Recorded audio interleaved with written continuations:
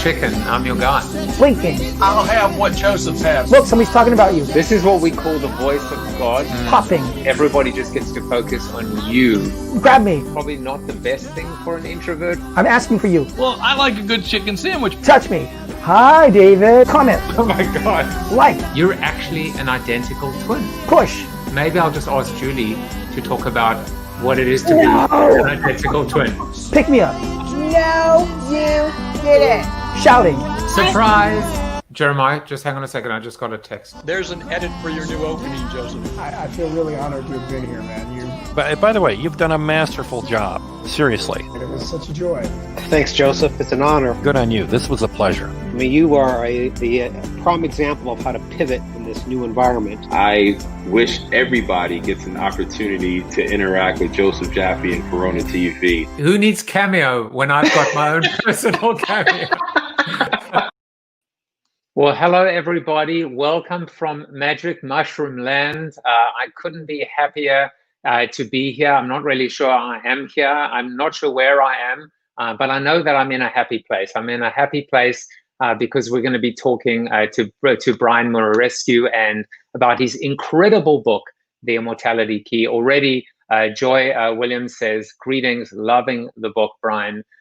Pretty much everybody that I've come into contact is saying the same thing, but we'll get to that in a moment. First of all, let's celebrate that today is National or Happy Mother-in-Law Day, and I have the best mother-in-law in the entire world, and I'm not just saying that because I have one of them. She actually is on our Zoom after show every day. She does not decloak.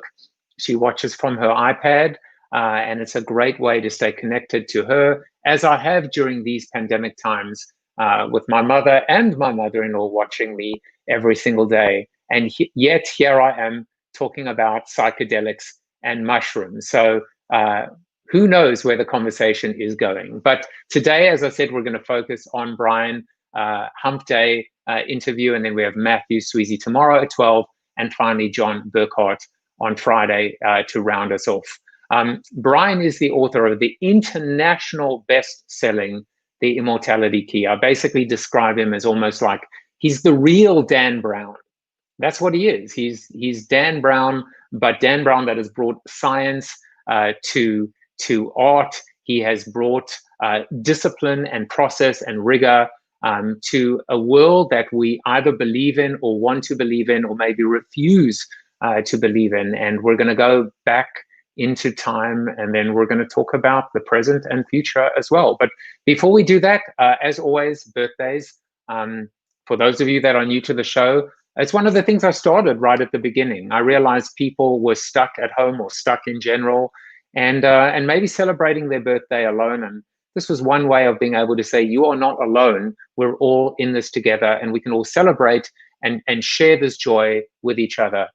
So happy birthday to Michael Zimbalist and Amanda Lewis, who's 50 today. I only show people who turn 50 because that's the year that I am this year, or that's the age that I'm turning this year. And then finally to LinkedIn, to Alla, Diane, Golam, Ellen, etc. Happy birthday to all of you. Well, one more birthday. My nephew, Justin Stone, is 21 today.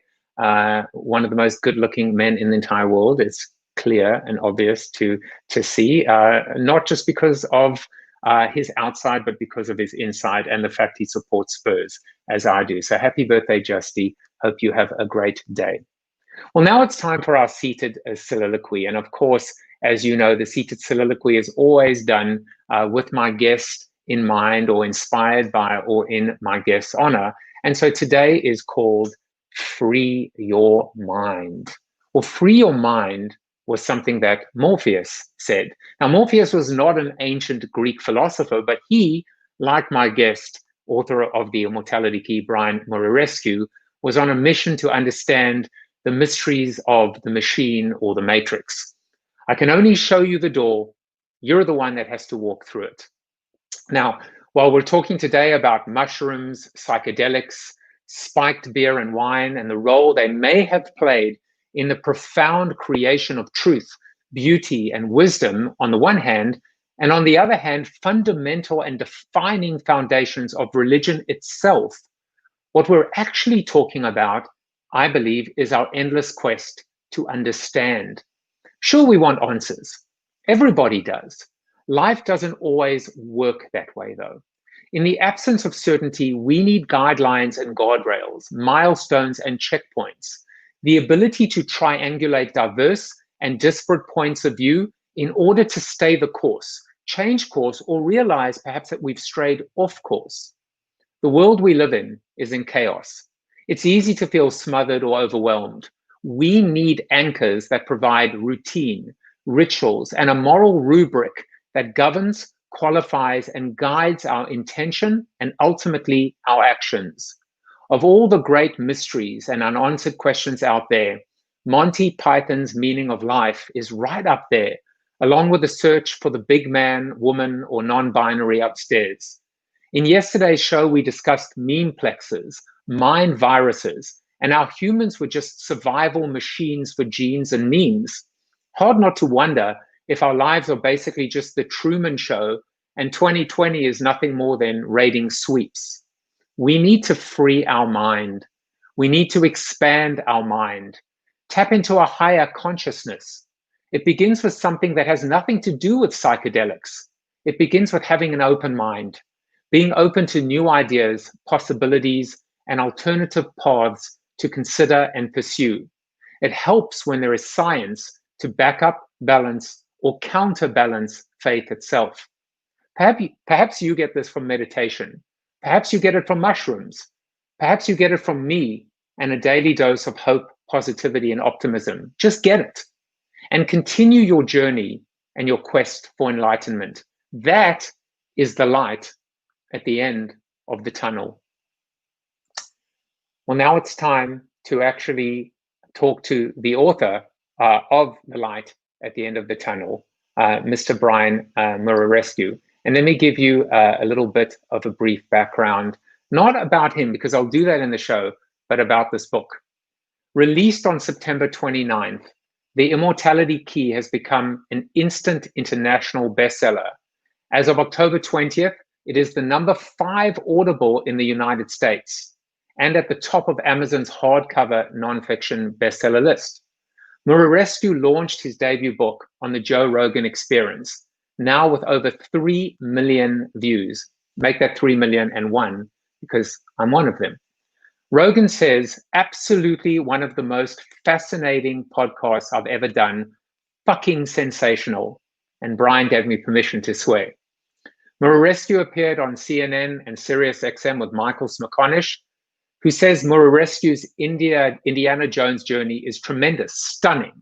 And on October 15th, he appeared on SiriusXM with Jenny McCarthy, who says, quote, unfucking believable. Well, now you're about to meet him.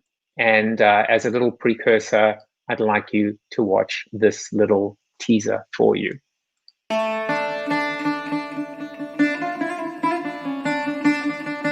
Before the rise of Christianity, did the ancient Greeks consume a secret psychedelic sacrament during their most famous and well-attended religious rituals? Did the ancient Greeks pass a version of their sacrament along to the earliest Greek-speaking Christians, for whom the original Holy Communion or Eucharist was in fact a psychedelic Eucharist? Over the past year, I journeyed to Greece, Germany, Spain, France, and Italy to get to the bottom of history's best-kept secret once and for all. I present every piece of evidence that, taken together, finally convinced me of the psychedelic reality behind Western civilization's original religion, the greatest unsolved mystery of the ancient past, the religion with no name.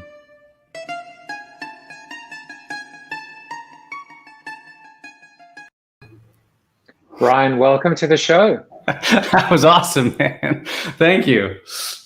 I'm watching that video and I'm going, man, this sounds amazing. I would love to one day talk to. Wait a second, here he is. So it's just fascinating. Well, before we even get into anything, Tom Morris is here. He says the wisdom will surely mushroom. Eileen Marie says, Brian, the Muraresku family is extremely excited and proud. I hope they're not offended by the swearing, but that I'm just quoting Rogan and McCarthy. So, you know, what can I do? And Joy said, I'm listening to it on Audible, which is nice. because I can hear the pronunciations in Italian, Greek, etc. Brian does a good job, and then adds Morpheus, god of sleep. I don't know, maybe deep sleep. So welcome to the show, and thank you so much for doing the show. It's just it's amazing. I mean, with you on television and running around the virtual world, that you were able to stop in our little mushroom studio over here. I couldn't be happier. It's been a whirlwind over the past month. So I had to escape the heat in the kitchen. I'm actually in Uruguay right now, where my wife was born and raised. So shout out to my mother-in-law. I didn't know it was mother-in-law's day. So shout out to Pepe. Pepe, I love you. Thank you for having us and for taking care of my daughters. We're looking forward to some fun times together. So thank you.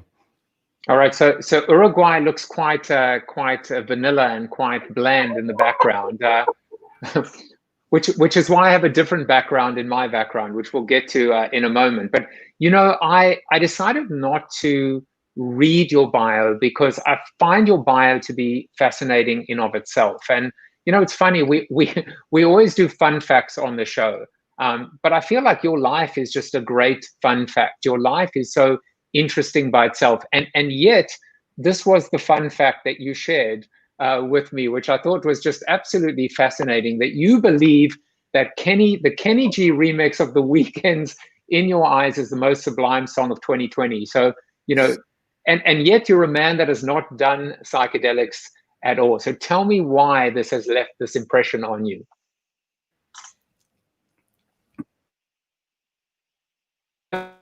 Paid by The Weeknd or Kenny G to promote this. You have to listen to that song and take a nice walk and get a breath of fresh air and just listen to that smooth saxophone of the iconic and indomitable Kenny G. And the pairing with The Weeknd is just, it's nothing less than sublime. Well, I was actually listening to it while I was prepping for the show today, and I wanted to actually change the entire intro to the show to just have that backing track. And then, of course, YouTube decided that I was infringing on copyright. So I will send you a link to that edit after the show, because I did that in your honor. By the way, Joey, I got to hear that, man. He's already bought the book, which is great. So I wanted to talk about your background. You know, you graduated from Brown University with a degree in Latin, Greek, and Sanskrit. And I thought it might be nice to play a game that I call Know Your Sanskrit. So I'm not sure that this is going to work, but I'm wondering if you know what that means. Yotar Kuka Isa Kandra Chadoshle. Is that Sanskrit? Well, according to my English Sanskrit translator, that should mean this is an amazing book. So I'm not sure that it does. I'm not sure that it does. It's a little off, but that was close. Was the translation, my hovercraft is full of eels, which is a little Monty Python, I don't know. Yeah, full of snakes. But you became a lawyer, and you practiced law internationally for 15 years. And I love your origin story, because there are a couple of things that happened in your life. You know, you clearly are a lawyer, and yet you've decided to go down this completely different path. But there were two things that I found really, really interesting about you. And the first is this, that you actually you became the founding executive director of Doctors for Cannabis Regulation. And then the other thing that I found so interesting is you were actually involved in one of the first lawsuits, or actually representing an NFL athlete to seek an exemption for cannabis. So I would love for you to talk a little bit about these two moments, maybe place them chronologically, and how cannabis came into your life and informed and maybe guided and inspired this journey. Wow. Yeah, it's interesting. We're looking at Mike James on the screen there. He was a former NFL player, and I consider him a friend. As a matter of fact, I talked to him yesterday. He's a wonderful human being. And the reason I got into cannabis advocacy was for somebody like him, not because I use cannabis, not because I even advocate its use. What I advocate for is its regulation, the same way that we regulate other psychoactive plants like tobacco.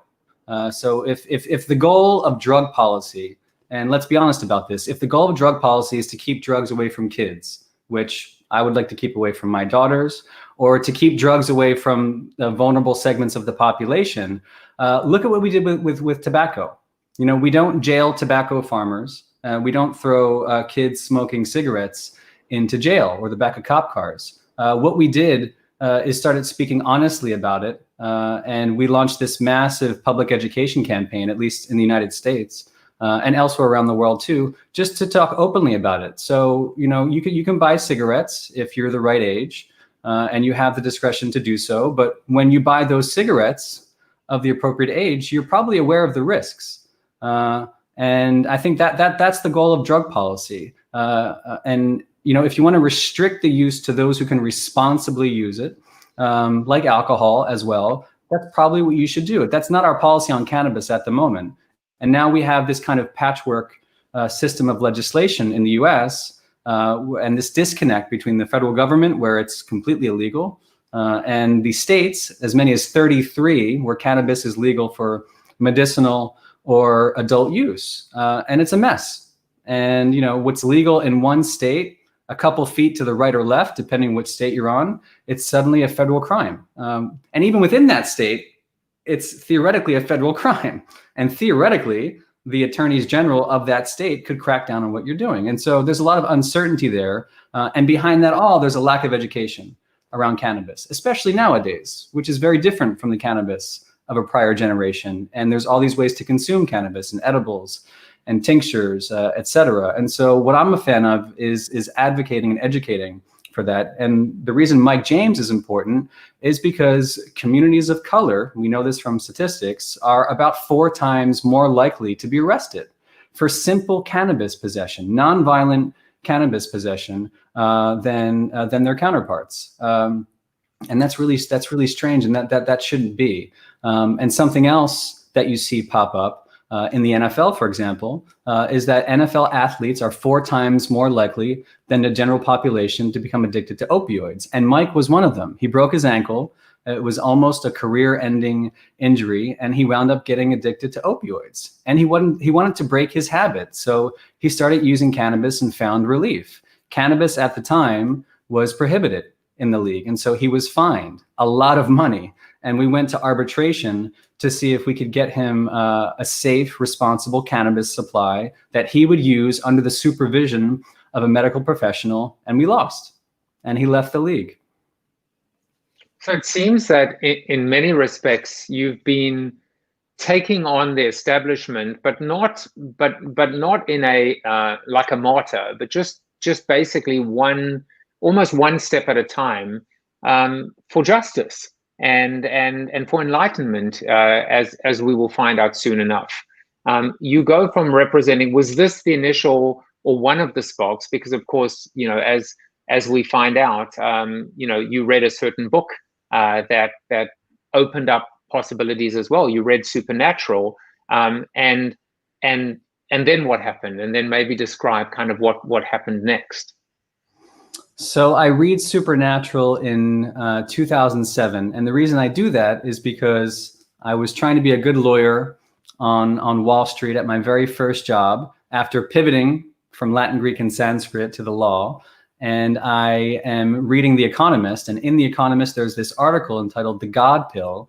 And it's this tiny article about the first results coming out of Johns Hopkins University, studying psilocybin, which is the active compound in that picture behind you in magic mushrooms. And the stat that I read that completely changed my life is that 2/3 of the volunteers who had one and only dose of psilocybin wound up describing it as amongst the most meaningful experiences of their entire lives. And that stat has remained consistent since then. In fact, as of today, the figure is 75%. So 3 in 4 people who go through these experiments at Johns Hopkins, now NYU, UCLA, they describe it as among the most meaningful experiences of their lives. Some talk about finding God. And I mentioned it in the very first page of my book, this woman, Dinah Baser, who describes herself as an atheist. She says that her experience was like being bathed in God's love. And my classical mind starts thinking about the ancient Greeks, because there was a similar transformational event that would happen at Eleusis, which is kind of the spiritual capital of the ancient world. It welcomed everybody from Plato to Marcus Aurelius. They would make this pilgrimage from Athens, 13 miles north to Eleusis. They drink a potion, have a vision, there it is right there, and they'd have a vision of a goddess during which they said their fear of death was obliterated, and they essentially became immortals. Now, a little different from what I was reading in The Economist, but not too different. And it was that kind of striking circumstantial evidence that sent me on this 12-year journey to solve what Houston Smith called the best kept secret in history. And this book might be the best kept secret in history as well. But I want to ask you a couple of questions. And it's so interesting to me, before we get into Eleusis and the philosophical, or at least the philosopher part of this journey, it's interesting to me how, you talk about pivoting. What a major pivot in your life. To essentially leave this career, or this legal career, right, being a lawyer, and allowing this journey to take you in a direction where you had there was no gimme, there was no given, there was no sure thing that you were going to find answers, the elusive smoking gun. And here you are right now as, the preeminent and foremost authority on something that has just captured the hearts and minds of people that understand psychedelics, people that want to understand psychedelics, like myself. But I guess my question for you is, along this journey, were there moments where you were scared, where you doubted yourself, where you wanted to give up hope? How did you continue going during those dark times? The short answer is every single day I thought about it. And I'm very fortunate, I should state from the beginning, to have a very patient, long-suffering, supportive wife who was there every step of the way. Now, she's much smarter than me. She went to Harvard Law School, and she's very skeptical, and she has a sharp mind. And so every time I'd come to her with a new piece of evidence, look at what I found here, and look at this journal article, and look at this. She would send me back to the drawing board and say, you better dig deeper. So I had good support at home, which is not easy when you're raising two daughters. And through most of this book, my daughters were little. They were babies. I mean, they were 3 and 1 and 4 and 2 and 5 and 3, really kind of precious ages. And I thought about putting this down literally every day because it's silly.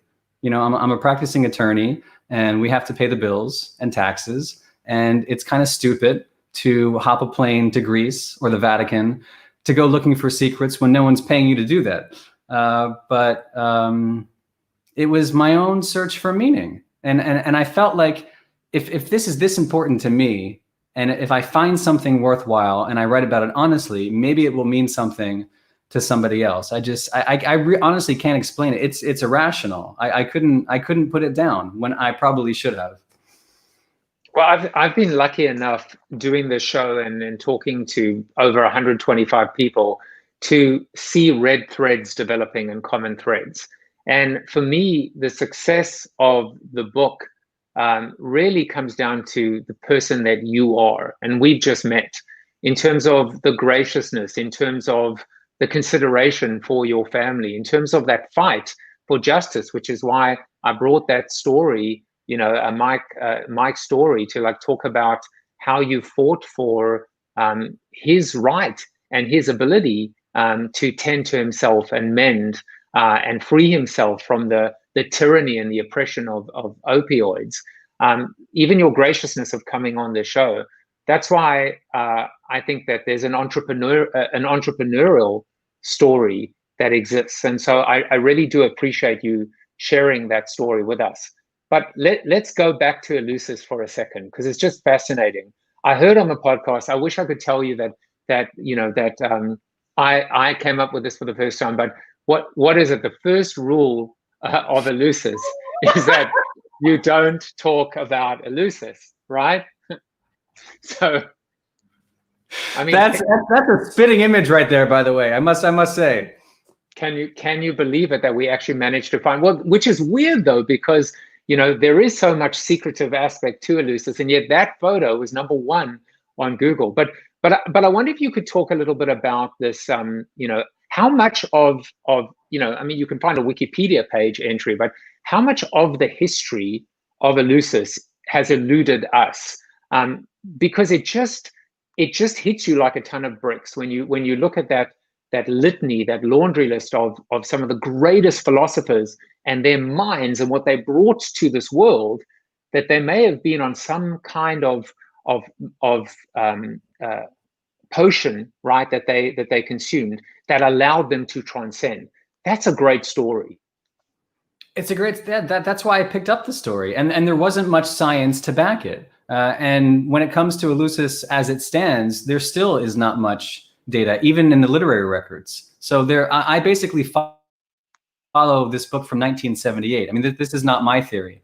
This is a theory that was launched on the world in a book called The Road to Eleusis. And it was written by Gordon Wasson, a former JP Morgan banker turned ethnomycologist, Albert Hofmann, who actually first synthesized LSD back in 1938, and Carl Ruck, who at the time was the chair of the classics department at Boston University. And these three guys together come up with this idea that this potion, which the Greeks called the koukion, which basically means cocktail or mixed beverage. We know from an ancient hymn that the ingredients were barley, water, and mint. In their mind, barley was kind of a code word, which stood for ergotized barley. So not healthy barley, but barley that had been infected with ergot. And ergot is this naturally occurring fungus that pops up on all the cereal grains, including barley. It's more common on rye, but it's the same fungus from which Albert Hofmann himself was able to synthesize LSD. And it has all these other alkaloids too. And so in their mind, this is the hypothesis. And it was pretty tough to test. And there was no way to go out and test these ancient cups and chalices, many of which have survived from Eleusis and elsewhere, to make heads or tails of this, until I started looking into the literature.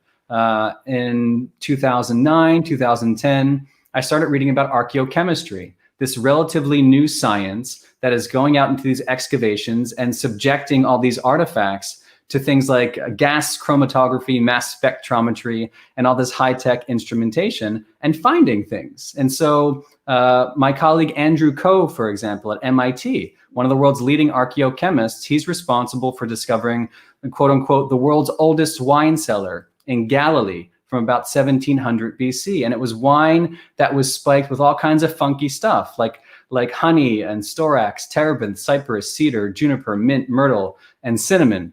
So nothing overtly psychedelic, but the point being, ancient wine is very, very different from our wine. And the science keeps showing us that time and again as we are analyzing these artifacts in real time. It's all happening right now. Joy wanted to know how dangerous was the ergot that was used in Eleusis in the Koukion? Okay, so we're not sure if ergot was used in the Koukion, I should say. I went out of my way for years and years to find evidence for that. And after years of looking through these archaeobotany journals, I did eventually find this archaeological site in Spain with lots of Greek influence, not too far from a well-known Greek colony that I'd never heard of until I started researching this. But in this sanctuary from the 2nd century BC, this archaeologist, Enriqueta Pons, turns up this tiny vessel about this big. It's about 2 inches big. And it's in the shape of a kantharos, which is like a very Greek-looking Dionysian kind of chalice. It's a shot glass. It's not a pint glass. And when it was subjected to analysis under optical microscopy and scanning electron microscope, they found the remains of beer, which is weird. Why would you have beer in a shot glass in this Greek sanctuary? It's hard to explain. What's even harder to explain is they found the remains of ergot in this same chalice. So they found, botanically, the ergotized beer that had been hypothesized way back in 1978, and no one had ever found the evidence for. The even weirder part is that this data came from the late 90s, and it was only published, I think, once in Spanish in 2000, and then in Catalan.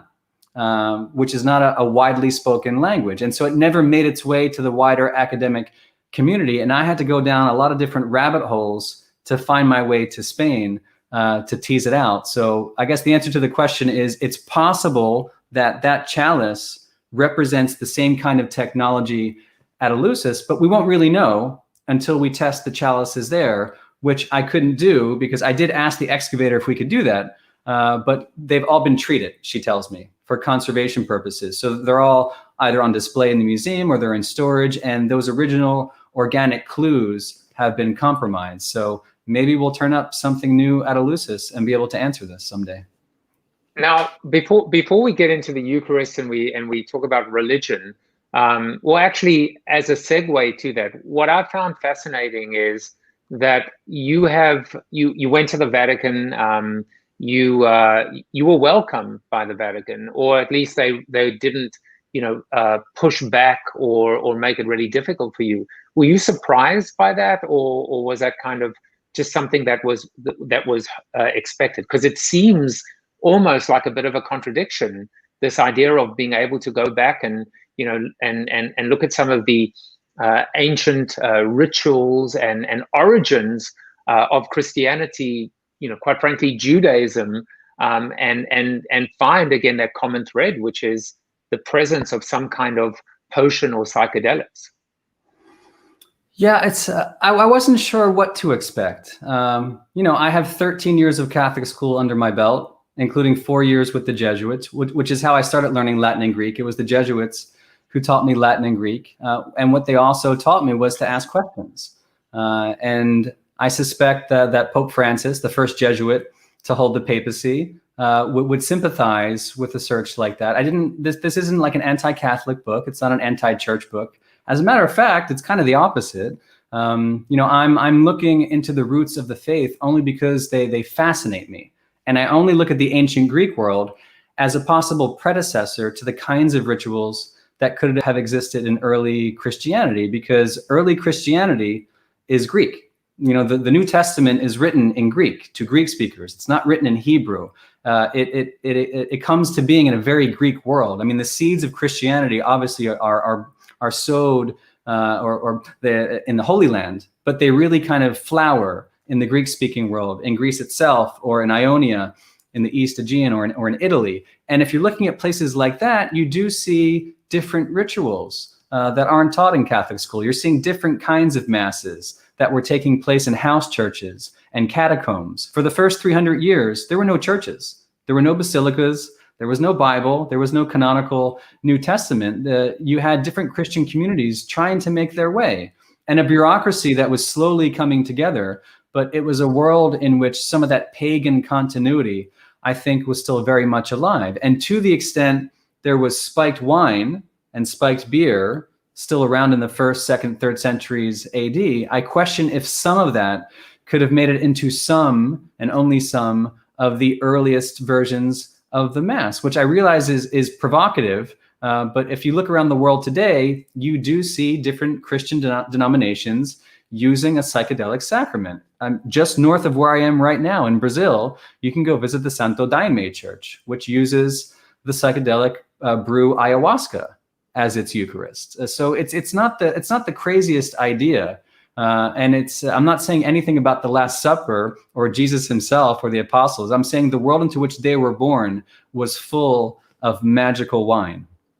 Well, Joey says my head hurts already. Holy cow, this guy is smart. Yeah, my head hurts too. But I want to give one more example, which speaking of ayahuasca, which is the concept of the burning bush. And one of the properties of ayahuasca is the ability to almost transcend senses, to be able to hear colors and see sounds. And it is actually written and connected that Moses heard the burning bush. And I guess there were traces, from what I read, there were traces of the presence of ayahuasca. I mean, to me, that just, it blows my mind. It absolutely blows my mind. Yeah, there are some who think that it was the acacia that was being burned. One of the principal compounds of which is DMT, the same active compound in ayahuasca. We haven't tested it, and that's okay. It's a crazy idea for now. It's as crazy as the idea about ergotized beer in 1978. What interests me is, can an idea like that, is it observable, testable, repeatable, falsifiable? So we're gathering the resources to begin investigating some of these wild, crazy ideas. Was Moses tripping? I don't know. I suspect probably not. I don't think Paul was either when he was struck by that heaven-sent light on the road to Damascus. But what I do think is that the people who followed them and heard these stories about the prophets and the early progenitors of these faiths, I think that if there was this technology around to maybe recapture that same kind of ecstasy, it's at least conceivable that they would have availed themselves of one of these magic potions, just like today in the laboratories of today. The people at Hopkins and NYU walk away from these experiments accidentally finding God. Not in all cases, but it does happen. And these are really powerful mystical experiences. And it's that core sense of mysticism that actually has an impact on the therapeutic outcome. So it's that encounter with whatever it is to you, God, the cosmos, Mother Earth. It's that encounter, that direct, unmediated encounter that actually has an impact on your depression, anxiety, end-of-life distress. You kind of get this, 10,000-foot view of reality, and some think they're introduced to the actual version of reality, which is very Platonic, by the way. That is textbook Platonism, that the world that we live in right now is an illusion. And if we could only pierce it with the right vision, we might encounter truth. And we're back in the matrix, which is why we have to open our mind and free our mind. So I guess I should call you the liberator, because you've helped unlock and open our mind. And this may be a heretical statement, but to me, this is you're preaching a different type of gospel. And I, everything I've heard from you, I haven't questioned a thing. I haven't questioned a thing because it feels right. And I think what's interesting is, one thing I learned from one of my guests, Warren Berger, the Book of Beautiful Questions, is to ask questions, to ask why. Religion at its core, religion that is good, is one that welcomes, and I think you said it earlier, the ability to question. And anything that brings us closer to God is probably a good thing. And it's maybe one of the reasons I would posit why you haven't been shut out, but you've almost been welcomed in. Because right now, the biggest challenge to us is this idea of, I think it was a famous Time magazine cover that said, "Is God dead?" But it appears that God is very much alive. And maybe we've been given these little hints to be able to find him or her or it or whatever we want to call them. I think that's the case. And I do not think that religion and science are mutually exclusive. The Vatican does have an observatory, for example, where it looks into the heavens, and it has this Pontifical Academy for the Sciences. It's only recently that we've divorced religion from science. The Renaissance was very different, as a matter of fact. And the great names that come, Da Vinci, for example, had a hard time divorcing the two, as did Isaac Newton, who came after him, who was interested in very mystical philosophies, not to mention everybody who came before them. So it's very interesting for me to apply a scientific lens to some of these mystical experiences, both in the psychopharmacology, staring into the deep recesses of the mind, or going out into the field and digging up these cups and chalices and finding out what was in there. I think we're living through a really remarkable time. And the next 10 years are going to be so exciting because there are genuine mysteries out there. And I think we're on the cusp of answers. I'm smiling the whole time because in addition to National Mother-in-Law Day, it's, believe it or not, ironically, National Church and State Day. And I was going to go with that. But I think what's so interesting is this beautiful blurring. If there's a word that almost connects everything we're discussing, it is the blurring. It's not either or, it's and. It's the ability to build bridges and find these points of connection. But you know what? I'm gonna shut up now because there's someone who's waiting to join us today, who was a guest, and he's a double PhD from Yale. He used to lecture and was a professor of philosophy at Notre Dame. He has since left that world and become a public philosopher. And I was like, I can't hoard or hog Brian without bringing him on to talk about philosophers and religion. So I'm going to bring him on. Welcome, Mr. Tom Morris, and welcome to the Mushroom Party. Well, first of all, Brian, 2 thumbs up, man. 2 thumbs up for what you're doing. First of all, thank you for what you're doing with cannabis. One of my friends, George Hodgin, he and I went to UNC Chapel Hill on the same scholarship.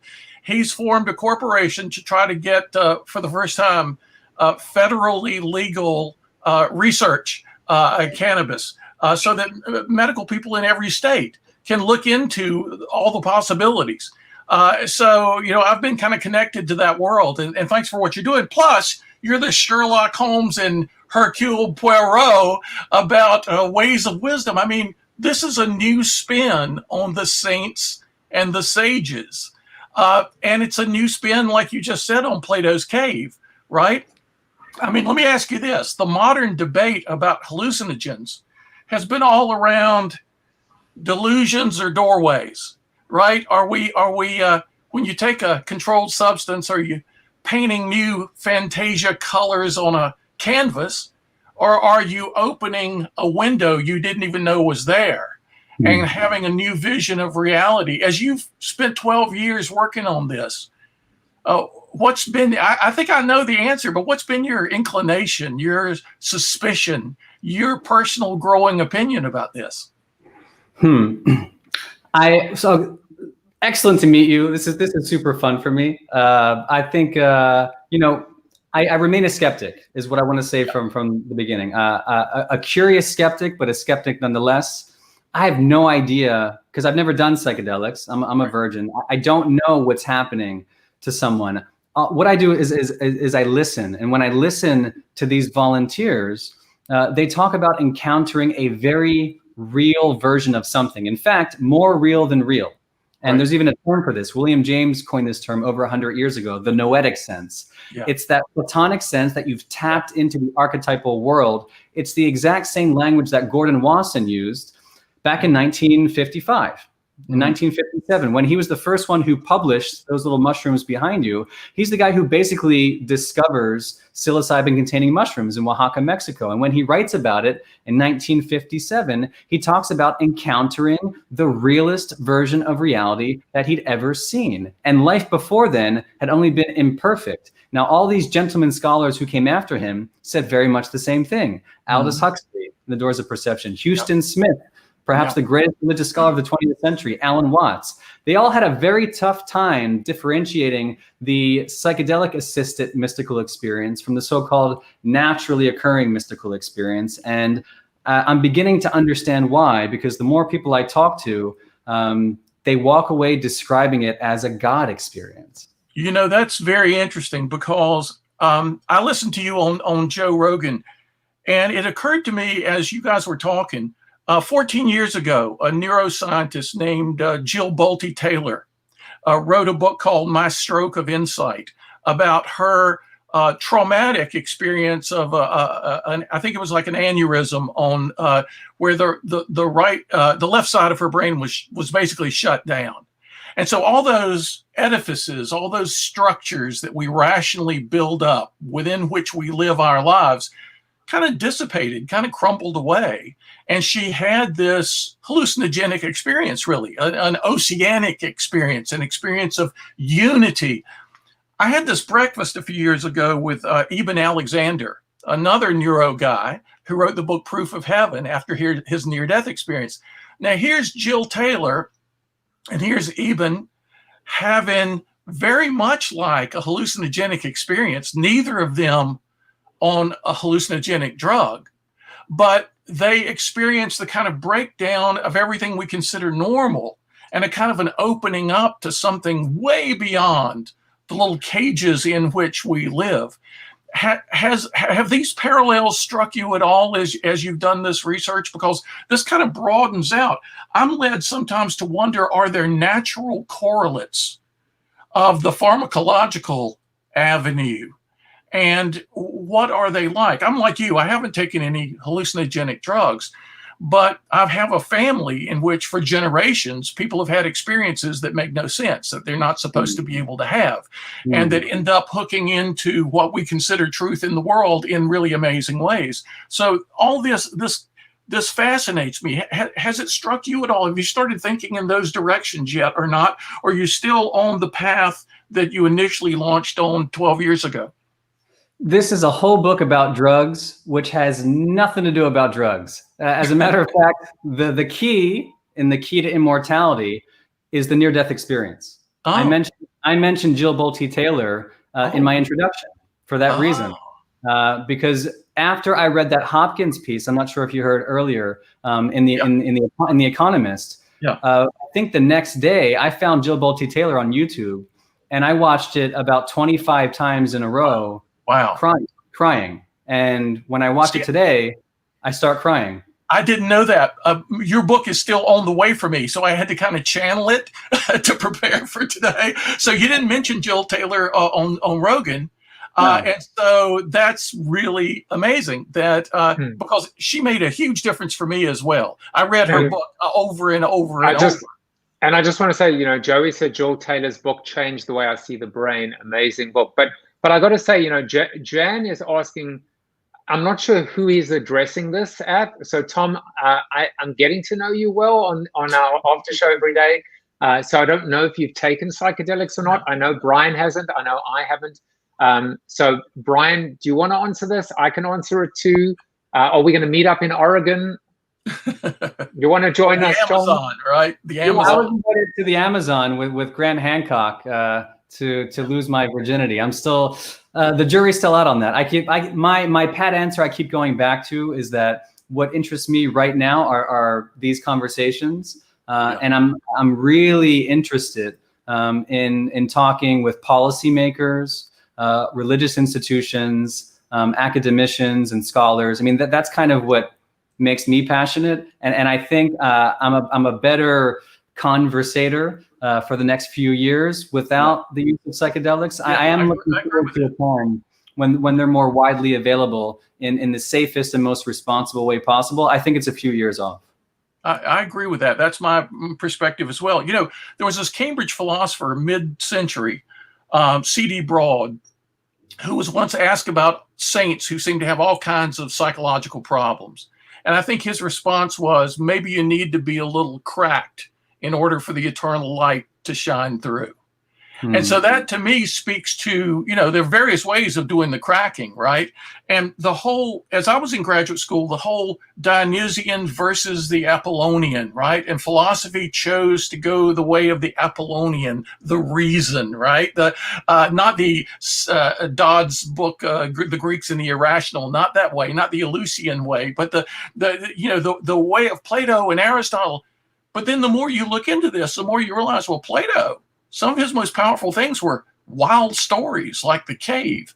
And Socrates claimed he had this voice, you know, warning him what not to do through his life, his daimon, you know. And so that maybe there's not as big a separation as we've come in the modern world to think.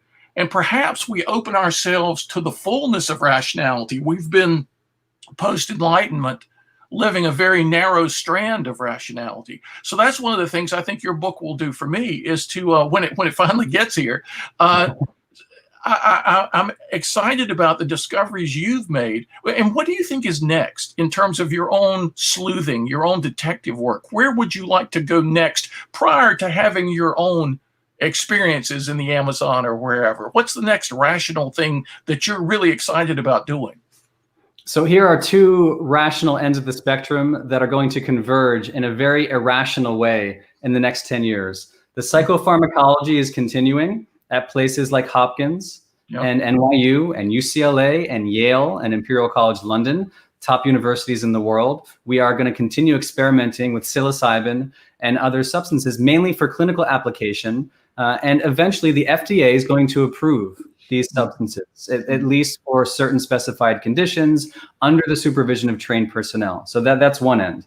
The other end, here we go, is the archaeochemistry, right? And this is that brand new discipline, relatively new, going out and finding these cups and chalices and containers and testing them to see what our ancient ancestors were actually consuming.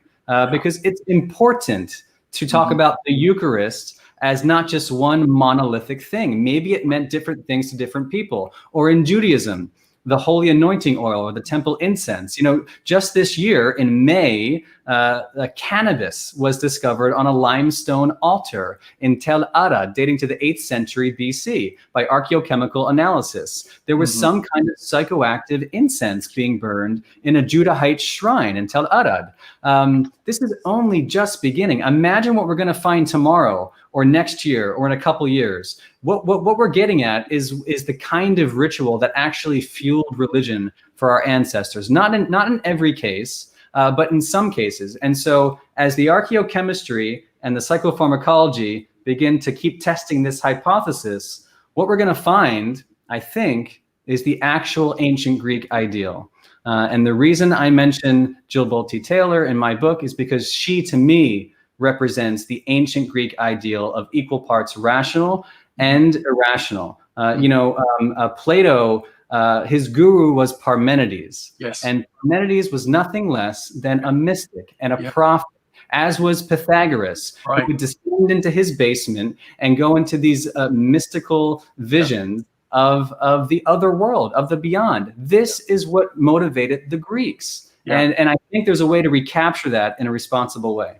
See, it's funny because in my own case, I wrote 8 novels in an altered state of consciousness that didn't come from any drug use at all.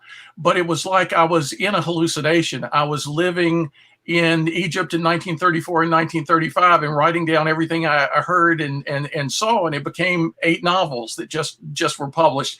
The most philosophical experience of my life and the strangest experience of my life. And the first time I think I've experienced what my father and his mother and generations past in that line of my family has experienced. So I think as you continue to explore this, and you're going to have a lot of people joining in too, right? You're going to be a lightning rod for a lot of people to come and say, yeah, well, Brian, what about this? And look at what I just discovered. I think we're going to be broadening our sense of the human mind, human capacities. We're going to be broadening our sense of religion and religious depth.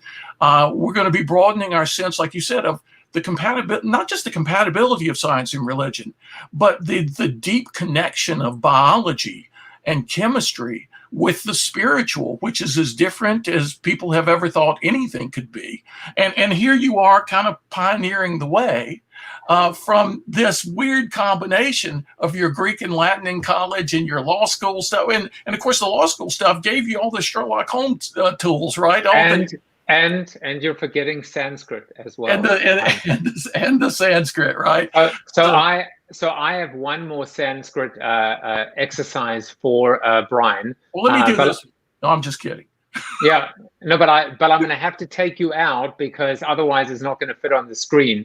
Hey, but Brian, this is great to meet Brian.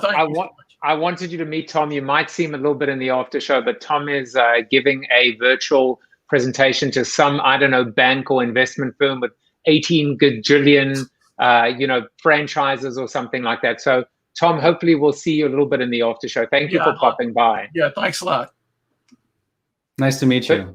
So that is my brother from another mother that came to me through the show and has been able to help me alter my state without using any mind-altering ingredients. You know, Brian, I think what's so incredible about this book, it's a book about God that's not about God. It's a book about drugs, but that's not about drugs. It's a book that's basically bringing everyone together from different walks of life, from different backgrounds, and it's uniting us because it is about truth and it is about light. And I think everybody wants to, I feel like people maybe don't want you to have to try anything because you are our trusted Sherpa and you are leading us, and we are all very, very gladly following you because it is an adventure and life is so difficult right now and challenging. We need this kind of real life adventure that seems to be delivering hope. And I think that's what you're doing. I don't know what to say, but thank you, man. Thank you. I just I stand on the shoulders of lots of crazy people with far crazier ideas than mine, including Carl Ruck, who's now 85 years old, and for the first time in a long time, I think reaping a lot of praise for sticking his neck out there when he was my age, 42 years ago.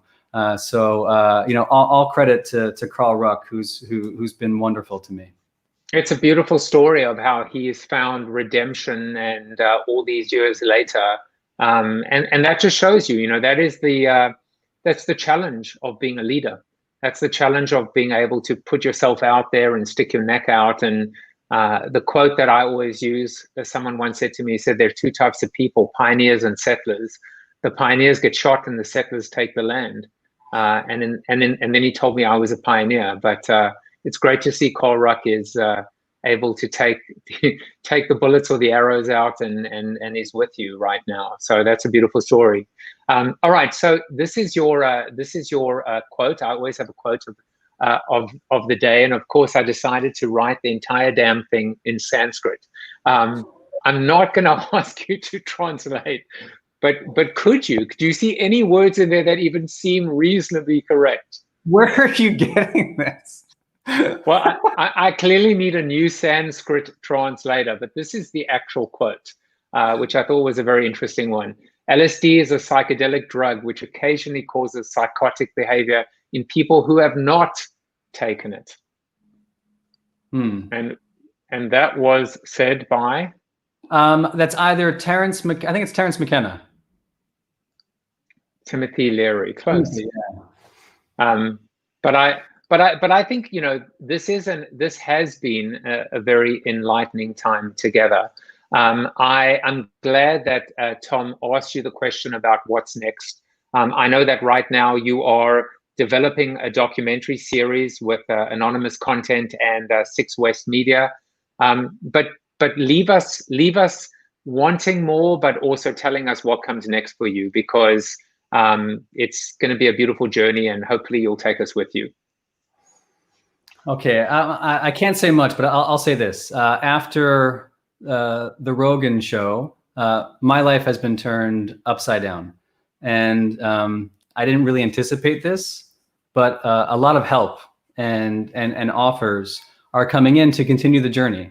And because of that, I think there are a lot more books, many more books in the works. I think there's this documentary series which would take it to a global audience and be participatory and really involve everybody in this hunt. I'm having wonderful conversations at the academic level and bridging some of these disciplines and seeing how things like classics and archaeology can mix with divinity studies and theology, which is really important to me. I feel blessed to walk this path. And I will try my best to stay communicative.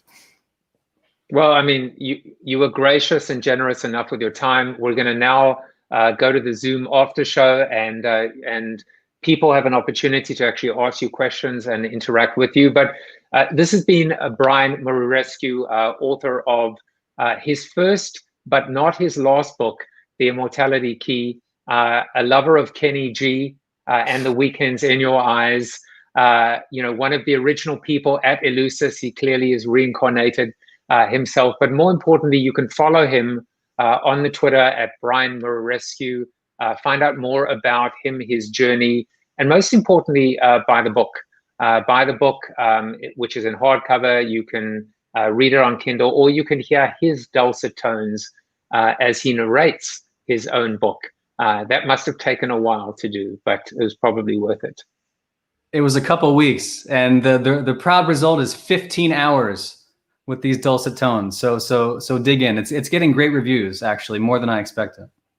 Well, that's wonderful. I'll leave you with one comment that I got on my Facebook feed as well. He said, "This won't be popular. I have incredible new friends on my page. I have no desire to offend, but this is the best read I've had in ages. Wish I could have read this before visiting the catacombs in Malta." So it just seems overwhelmingly people are in support, in agreement. And I think it again is this beautiful fusion.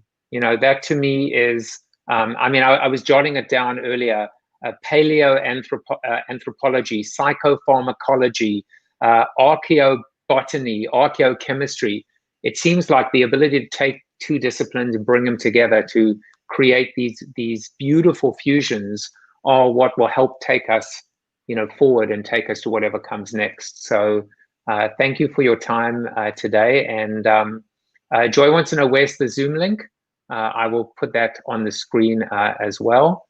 And there is nothing else to say except you get the final word, followed by our resident, I would say, shaman, who will just tell you whether you got his vote of approval or not. So final word to you, Brian, and then our shaman will determine if you're that or that.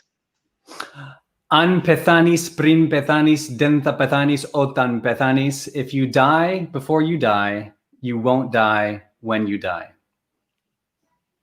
And this is what he has to say about that. You are Chuck Norris approved. There you go. I'll see you guys tomorrow. Thank you for watching Corona TV with your host, multiple author, and global keynote speaker, Joseph Jaffe. Corona TV is the show about hope, positivity, optimism, and if there's time left over, a little bit of marketing. The after show on Zoom starts right now at bit.ly/Corona TV After Show. If you like the show, tell a friend or two. Please subscribe to the show at CoronaTV.show. And if you want to get inside news, previews of upcoming guests, and much more, text Corona TV to 66866 or visit josephjaffe.com/subscribe to sign up for the show's newsletter.